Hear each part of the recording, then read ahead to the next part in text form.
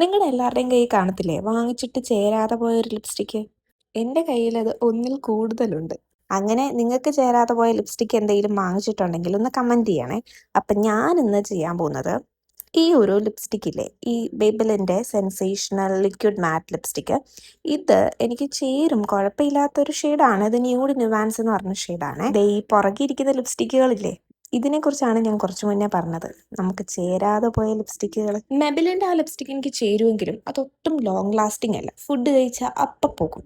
അപ്പോൾ കുറച്ച് long lasting ആയ ലിപ്സ്റ്റിക്കുകളാണ് ഈ പുറകിരിക്കുന്നത്. മൈഗ്ലാമിൻ്റെ ലിപ്സ്റ്റിക്കാണ് 3 പിന്നെ ഒരെണ്ണം വരുന്നത് സ്വിസ് ബ്യൂട്ടിയുടെ ആണ്. അപ്പം നമുക്ക് ആ മേപ്പിളിൻ്റെ ലിപ്സ്റ്റിക്കും ഈ കുറച്ച് ലിപ്സ്റ്റിക്കും കൂടെ ചേർത്ത് ഒരു അടിപൊളി ലോങ് ലാസ്റ്റിംഗ് ഷെയ്ഡ് ഉണ്ടാക്കി. ഈ മൈഗ്ലാമിൻ്റെ ലിപ്സ്റ്റിക്ക് ലോങ് ലാസ്റ്റിംഗ് ആണെങ്കിലും ഞാൻ അധികം യൂസ് ചെയ്യാറില്ല. കാരണം അതിൻ്റെ ഷെയ്ഡ് എന്ന് പറയുന്നത് ഭയങ്കര ഡാർക്കാണ്. എനിക്ക് എപ്പോഴും പറ്റുന്ന അബദ്ധം എന്ന് പറഞ്ഞാൽ ഒന്നെങ്കിൽ ഭയങ്കര ഡാർക്ക് ഷെയ്ഡും അതല്ലെങ്കിൽ എനിക്ക് ഭയങ്കര ലൈറ്റ് വാഷ് ഔട്ട് ആവുന്ന ഷെയ്ഡുമായിരിക്കും വാങ്ങിക്കുന്നത്.